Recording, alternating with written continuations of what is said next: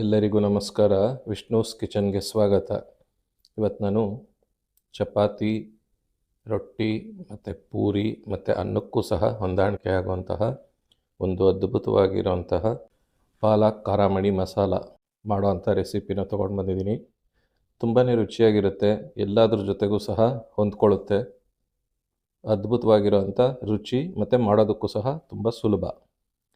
ಇದನ್ನು ಮಾಡೋದಕ್ಕೆ ಫಸ್ಟ್ ಒಂದು ಸಣ್ಣ ಬೌಲ್ಗೆ ಒಂದು 10 ರಿಂದ 12 ಗೋಡಂಬಿ, 1 ಟೀ ಸ್ಪೂನಷ್ಟು ಗಸಗಸೆ ಮತ್ತು ಒಂದು ಸ್ವಲ್ಪ ಕೊಬ್ಬರಿ, ಹಸಿ ಕೊಬ್ಬರಿ ಇದು, ಮತ್ತು ಒಂದು ಅರ್ಧ ಇಂಚು ಶುಂಠಿ. ಇದನ್ನೆಲ್ಲ ಹಾಕಿಬಿಟ್ಟು ಒಂದು ಸ್ವಲ್ಪ ನೀರು ಹಾಕಿ 1 ಗಂಟೆ ಕಾಲ ನೆನೆಸ್ಕೊಳ್ಳೋಣ.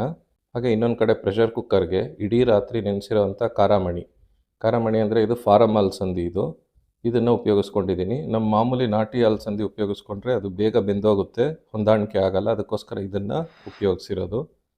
ಇದನ್ನು ಕುಕ್ಕರ್ಗೆ ಹಾಕ್ಕೊಂಡು ಇದು ಮುಳುಗುವಷ್ಟು ನೀರು ಹಾಕ್ಕೊಳ್ಳೋಣ. ಹಾಗೆ ಒಂದು ಸ್ವಲ್ಪ ಉಪ್ಪು, ಕಾಳಿಗೆ ಸಾಕಾಗುವಷ್ಟು ಉಪ್ಪನ್ನು ಸಹ ಹಾಕ್ಕೊಳ್ಳೋಣ.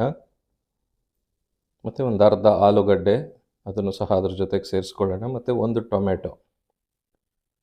ಇದನ್ನೆಲ್ಲ ಹಾಕಿಬಿಟ್ಟು ಮುಚ್ಚಿ ಇದು 4 ರಿಂದ 5 ವಿಷಲ್ಲು ಕೂಗಿಸ್ಕೊಳ್ಳೋಣ. ಇದೇನು ಕರಗೋಗಲ್ಲ ಇದು, ಈ ಅಲಸಂದೆ, ಅದಕ್ಕೋಸ್ಕರ 4 ರಿಂದ 5 ವಿಷಲ್ ಆದಮೇಲೆ ಈ ಕುಕ್ಕರ್ ಮುಚ್ಚಳ ತೆಗೆದುಬಿಟ್ಟು ಈ ಟೊಮೆಟೊ ಮತ್ತು ಆಲೂಗಡ್ಡೆ ಮತ್ತು ಅದರ ಜೊತೆಗೆ ಒಂದು ದೊಡ್ಡ ಚಮಚ ಆಗೋಷ್ಟು ಈ ಬೆಂದಿರೋವಂಥ ಕಾಳು, ಇದಿಷ್ಟನ್ನು ತೆಗೆದು ಆರಕ್ಕೆ ಪಕ್ಕಕ್ಕೆ ತೆಗೆದಿಟ್ಕೊಳ್ಳೋಣ. ಈಗ ಒಂದು ಮಿಕ್ಸರ್ ಜಾರ್ಗೆ ನಾವು ಮೊದಲು ನೆನೆಸಿದ್ವಲ್ಲ ಗಸಗಸೆ, ಕೊಬ್ಬರಿ, ಅದನ್ನೆಲ್ಲ ಹಾಕ್ಕೊಳ್ಳೋಣ. ಗೋಡಂಬಿ ಅದನ್ನೆಲ್ಲ ಸೇರಿಸ್ಕೊಳ್ಳೋಣ. ಹಾಗೆ ಅದ್ರ ಜೊತೆನೇ ಈ ಕುಕ್ಕರಿಂದ ತೆಗೆದಿದ್ವಲ್ಲ ಅದು ಆಲೂಗಡ್ಡೆ ಸಿಪ್ಪೆ ತೆಗೆದುಬಿಟ್ಟು ಅದನ್ನು, ಮತ್ತು ಟೊಮೆಟೊ ಮತ್ತು ಈ ಬೆಂದಂಥ ಕಾಳು ಖಾರಾಮಣಿ, ಇದನ್ನು ಸಹ ಸೇರಿಸ್ಕೊಳ್ಳೋಣ. ಸೇರಿಸ್ಬಿಟ್ಟು ಇದನ್ನೆಲ್ಲ ನುಣ್ಣಗೆ ರುಬ್ಬಿ ಪಕ್ಕ ತೆಗೆದಿಟ್ಕೊಳ್ಳೋಣ. ನೀರೆಲ್ಲ ಏನು ಬೇಕಾಗಲ್ಲ, ಅದರಲ್ಲಿರೋ ನೀರಿನ ಅಂಶನೇ ಸಾಕಾಗುತ್ತೆ. ಈಗ ಒಂದು ದೊಡ್ಡ ಬಾಣಲೆ ಇಟ್ಕೊಳ್ಳೋಣ. ಅದಕ್ಕೆ 1 ಟೇಬಲ್ ಸ್ಪೂನಷ್ಟು ತುಪ್ಪ ಮತ್ತು 1 ಟೇಬಲ್ ಸ್ಪೂನಷ್ಟು ಎಣ್ಣೆ, ಎರಡನ್ನೂ ಸಹ ಸೇರಿಸ್ಕೊಳ್ಳೋಣ. ಈಗ ಇದಕ್ಕೆ 1 ಟೀ ಸ್ಪೂನಷ್ಟು ಸೋಂಪು ಕಾಳು, ಅರ್ಧ ಟೀ ಸ್ಪೂನಷ್ಟು ಜೀರಿಗೆ ಮತ್ತು ಒಂದು ಸ್ವಲ್ಪ ಕಸೂರಿ ಮೇಥಿ, ಇದನ್ನು ಸಹ ಸೇರಿಸ್ಕೊಳ್ಳೋಣ.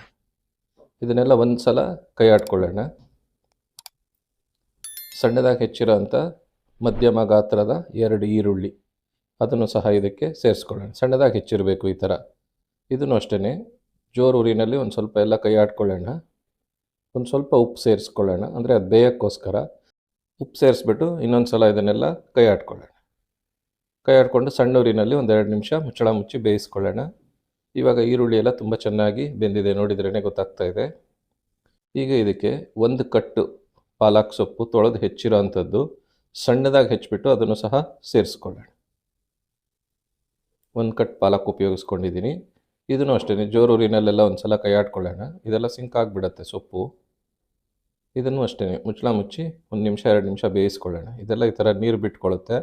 ಈ ನೀರೆಲ್ಲ ಹಿಂಗೋವರೆಗೂ ಇದನ್ನು ಚೆನ್ನಾಗಿ ಬೇಯಿಸ್ಕೊಳ್ಬೇಕು. ನೋಡಿ ಈ ಥರ ಆ ನೀರಿನ ಅಂಶ ಎಲ್ಲ ಹಿಂಗಬೇಕು, ಅಲ್ಲಿವರೆಗೂ ಇದನ್ನು ಬೇಯಿಸ್ಕೊಳ್ಬೇಕು. ಈಗ ಇದಕ್ಕೆ ಒಂದು ಸ್ವಲ್ಪ ರೆಡಿ ಮಸಾಲೆ ಉಪಯೋಗಿಸ್ಕೊಂಡಿದ್ದೀನಿ. 1 ಟೀ ಸ್ಪೂನಷ್ಟು ಅಚ್ಚ ಖಾರದ ಪುಡಿ, 1 ಟೀ ಸ್ಪೂನಷ್ಟು ಧನಿಯಾ ಪುಡಿ, ಮತ್ತು ಇಂಗು 1/4 ಟೀ ಸ್ಪೂನು, ಅರಿಶಿಣ ಪುಡಿ 1/4 ಟೀ ಸ್ಪೂನು, ಗರಂ ಮಸಾಲ ಅರ್ಧ ಟೀ ಸ್ಪೂನು, ಜೀರಿಗೆ ಪುಡಿ ಅರ್ಧ ಟೀ ಸ್ಪೂನು, ಇದಿಷ್ಟನ್ನು ಸಹ ಇದ್ರ ಜೊತೆಗೆ ಸೇರಿಸ್ಕೊಳ್ಳೋಣ. ಸೇರಿಸ್ಬಿಟ್ಟು ಸಣ್ಣೂರಿನಲ್ಲಿ ಇದನ್ನೆಲ್ಲ ಕೈ ಆಡ್ಕೊಳ್ಳೋಣ. ಅದರ ಸಾರಾಂಶ ಎಲ್ಲ ಬಿಟ್ಕೊಳ್ಬೇಕು ಅದ್ರ ಜೊತೆಗೆ, ಮತ್ತು ಅದರ ಹಸಿ ವಾಸನೆಯೂ ಹೋಗಬೇಕು. ಆ ಥರ ಇದನ್ನು ಕೈ ಆಡಿಕೊಂಡು 2 ಟೇಬಲ್ ಸ್ಪೂನ್ ಮೊಸರು ಸೇರಿಸ್ಕೊಳ್ಳೋಣ. ಮೊಸರನ್ನ ಸ್ಕಿಪ್ ಮಾಡಬೇಡಿ, ಇದನ್ನೇ ಒಳ್ಳೆ ಟೇಸ್ಟ್ ಬರೋದು ಮತ್ತು ಟೆಕ್ಸ್ಚರು ಎಲ್ಲ ಚೆನ್ನಾಗಿ ಬರೋಕ್ಕೆ ಸಹಾಯ ಮಾಡುತ್ತೆ. ಇದನ್ನು ಅಷ್ಟೇ ಈ ಥರ ಎಣ್ಣೆ ಬಿಟ್ಕೊಳ್ಳೋವರೆಗೂ ಚೆನ್ನಾಗಿ ಕೈ ಆಡಿಕೊಂಡು ನಾವು ರುಬ್ಕೊಂಡಿದ್ವಲ್ಲ ಮಸಾಲೆ, ಅದನ್ನು ಸಹ ಇವಾಗ ಇದಕ್ಕೆ ಸೇರಿಸ್ಕೊಳ್ಳೋಣ. ಇದನ್ನೆಲ್ಲ ಸೇರಿಸ್ಬಿಟ್ಟು ಇದನ್ನು ಸಹ ಒಂದು ಸಲ ಕೈ ಆಡ್ಕೊಳ್ಳೋಣ. ಈ ಹಂತದಲ್ಲಿ ನೀರು ಸೇರಿಸಬಾರ್ದು. ಇದನ್ನೆಲ್ಲ ಚೆನ್ನಾಗಿ ಈ ಥರ ಕೈ ಆಡ್ಕೊಳ್ಬೇಕು. ಎಣ್ಣೆ ಅಂಶ ಬಿಟ್ಕೊಳ್ಳೋವರೆಗೂ ಮತ್ತೆ ಕೈ ಆಡ್ಕೊಳ್ಬೇಕು, ಆಮೇಲೆ ನೀರನ್ನು ಸೇರಿಸ್ಕೊಳ್ಬೇಕು. ಜಾರ್ಗೆ ಹಾಕಿ ಸೇರಿಸ್ಕೊಳ್ಳೋ ನೀರೇನೆ, ಯಾಕಂದರೆ ನಮಗೆ ಕಾಳು ಜೊತೆನಲ್ಲಿ ನೀರಿರುತ್ತೆ. ಈ ಹಂತದಲ್ಲಿ ನೀರು ಜಾಸ್ತಿ ಸೇರಿಸಬಾರ್ದು. ಇದನ್ನು ಅಷ್ಟೇ ಮುಚ್ಚಳ ಮುಚ್ಚಿ ಒಂದು ಸ್ವಲ್ಪ ಈ ಥರ ಚೆನ್ನಾಗಿ ಕುದಿಸ್ಕೊಳ್ಬೇಕು. ಈಗ ಉಪ್ಪು ಸೇರಿಸ್ಕೊಳ್ಳೋಣ ರುಚಿಗೆ ತಕ್ಕಷ್ಟು. ಅಂದರೆ ನಾವು ಮೊದಲೇ ಕಲ್ಲುಪ್ಪೆಲ್ಲ ಸೇರಿಸಿದ್ದೀವಿ ಕಾಳು ಜೊತೆಗೆ, ಅದಕ್ಕೆ ನೋಡ್ಕೊಂಡು ಹಾಕ್ಕೊಳ್ಬೇಕು. ಸೇರಿಸ್ಬಿಟ್ಟು ಇದನ್ನು ಇನ್ನೊಂದು ಸ್ವಲ್ಪ ಹೊತ್ತು ಚೆನ್ನಾಗಿ ಕುದಿಸ್ಕೊಳ್ಳೋಣ. ನೋಡಿ ಈ ಥರ ಎಣ್ಣೆ ಎಲ್ಲ ಬಂದಿದೆ. ಇವಾಗ ಇದೆಲ್ಲ ಆಗಿದೆ ಅಂತ. ಈಗ ಇದಕ್ಕೆ ನಾವು ಬೇಯಿಸಿಟ್ಕೊಂಡಿದ್ವಲ್ಲ ಕಾಳು, ಅದು ನೀರಿನ ಸಮೇತ ಇದಕ್ಕೆ ಸೇರಿಸ್ಕೊಳ್ಳೋಣ. ಸೇರಿಸ್ಬಿಟ್ಟು ಇದನ್ನೆಲ್ಲ ಚೆನ್ನಾಗಿ ಬೆರೆಸ್ಕೊಳ್ಳೋಣ ಒಂದು ಸಲ. ಈ ಥರ ಎಲ್ಲ ಬೆರೆಸಿದ ಮೇಲೆ ಇದನ್ನು ಅಷ್ಟೇ ಕುದಿಸ್ಕೊಳ್ಬೇಕು. ಜೋರೂರಿನಲ್ಲಿ 2ರಿಂದ 3 ನಿಮಿಷ ಕುದಿಸ್ಕೊಳ್ಳೋಣ. ನೋಡಿ ಈ ಥರ. ಅದಕ್ಕೋಸ್ಕರನೇ ಈ ಫಾರಮ್ ಅಲಸಂದೆ ಉಪಯೋಗಿಸ್ಕೊಂಡಿರೋದು. ನಮ್ಮ ನಾಟಿ ಅಲಸಂದೆ ಉಪಯೋಗಿಸ್ಕೊಂಡ್ರೆ ಇಷ್ಟು ಬೇಯಿಸಿ ಇದನ್ನೆಲ್ಲ ಕುದಿಸ್ಕೊಳ್ಳೋದಕ್ಕೆ ಅದೆಲ್ಲ ಕರ್ಗೋಗ್ಬಿಡುತ್ತೆ ಕಾಳು, ಅದಕ್ಕೋಸ್ಕರ. ಈಗ ಮುಚ್ಚಳ ಮುಚ್ಚಿ ಸಣ್ಣೂರಿನಲ್ಲಿ ಒಂದು 3 ನಿಮಿಷ ಕುದಿಸ್ಕೊಳ್ಬೇಕು. ನೋಡಿ ಈ ಥರ ಎಣ್ಣೆ ಎಲ್ಲ ಬಿಟ್ಕೊಂಡಿದೆ. ಇವಾಗ ಇದು ಆಗಿದೆ ಹಾಗೆ ಅಂತ ನೋಡಿ ಎಷ್ಟು ಚೆನ್ನಾಗಿ ಬಂದಿದೆ. ಮತ್ತು ಇದೊಂದು 10 ನಿಮಿಷ 15 ನಿಮಿಷ ಬಿಡಬೇಕು ಸೆಟ್ಲಾಗೋಕ್ಕೆ. ಆವಾಗ ಕನ್ಸಿಸ್ಟೆನ್ಸಿನೂ ಆರಿದ ಮೇಲೆ ಗಟ್ಟಿ ಆಗುತ್ತೆ ಒಂದು ಸ್ವಲ್ಪ. ನೋಡಿ 10ರಿಂದ 15 ನಿಮಿಷ ಇದನ್ನು ಬಿಟ್ಟ ಮೇಲೆ ಈ ಥರ ಆಗಿರುತ್ತೆ ನೋಡಿ. ತುಂಬ ಕರೆಕ್ಟಾಗಿರೋಂಥ ಕನ್ಸಿಸ್ಟೆನ್ಸಿನಲ್ಲಿದೆ. Perfect consistency. ಚಪಾತಿ, ರೊಟ್ಟಿ, ಅನ್ನಕ್ಕೆ ಎಲ್ಲದಕ್ಕೂ ಹೊಂದಾಣಿಕೆ ಆಗುತ್ತೆ.